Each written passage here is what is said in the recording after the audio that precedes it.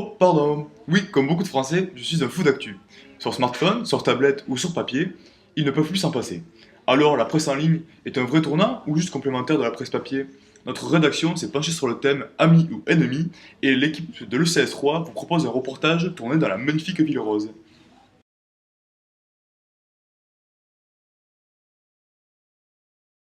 Je préfère le papier, à l'avoir vraiment entre les mains. Presse papier. Pour quelle raison? Je sais pas, c'est une question d'habitude ou de confort en fait. D'accord. Je mémorise mieux les informations sur du papier. Voilà. La presse papier. Pour quelle raison? Encore une fois, je préfère favoriser le commerce de proximité. Voilà, tout simplement. D'accord. Les deux. Les deux? Donc, j'achète certains journaux comme Le Monde, mais D'accord. surtout la presse en ligne. Surtout la presse en ligne. Ok, À 80% en ligne d'accord. et 20% papier. Ok, et les 20% papier, c'est la presse gratuite ou la presse... Non. Vous Jamais. l'achetez? Donc, voilà.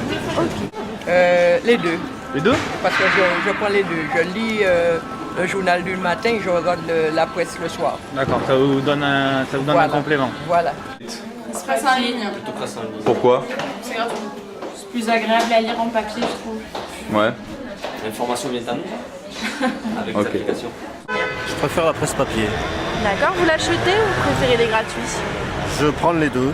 Je préfère la presse papier. Pourquoi? C'est plus crédible pour vous? Je déteste lire sur un écran, déjà. D'accord. Enfin, je déteste, c'est idiot ce que je dis. J'ai du mal, je suis pas habitué, je préfère... J'aime bien le contact du papier journal et en plus ça me sert à plein de choses après. À la litière du chat ou à allumer le feu. D'accord. En plus j'adore faire les mots croisés.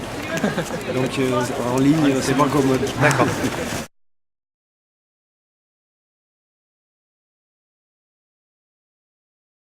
Non, je pense pas. Avec la presse gratuite, je pense que les gens prennent plus le journal et le lisent plus souvent, D'accord. justement.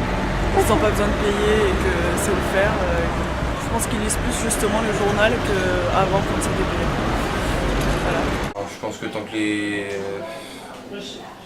Non, je pense que la presse écrite va continuer, va toujours garder des lecteurs fidèles, même si elle risque encore de perdre du lectorat avec la presse en ligne, quoi. Ça a commencé et je pense que c'est pas encore terminé.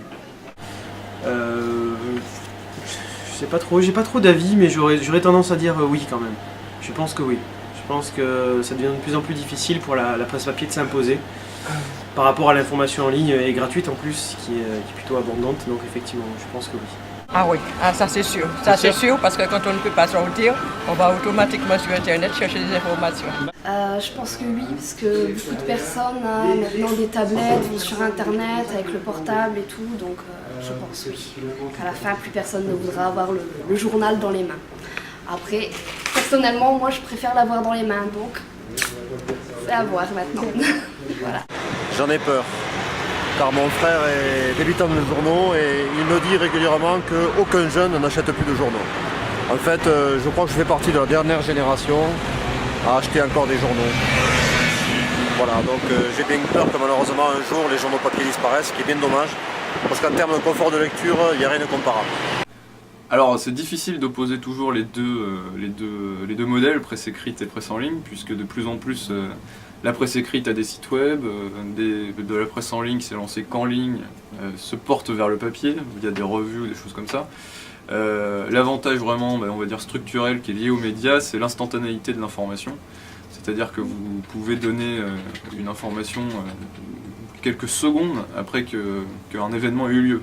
Voilà, je pense au printemps arabe, je pense à la catastrophe de Fukushima, qui ont été des temps forts importants de traitement de news en direct sur des sites internet.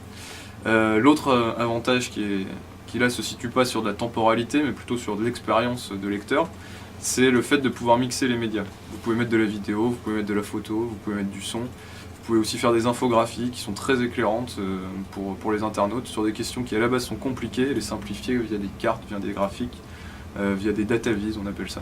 Et ça, mixer les formats, c'est très motivant et excitant quand vous êtes journaliste, parce que vous vous interrogez tous les jours sur la meilleure façon de présenter l'information. Pour appuyer nos propos, une présentation quantitative et qualitative des chiffres sera effectuée avant le débat. Nous entamerons par la suite le débat avec de nombreux intervenants comme Anne-Sophie Bernardi, Gilles Souillès, Xavier Lalu, Anthony Assemat, Jean-Jacques Rouche et Guillaume Trullet.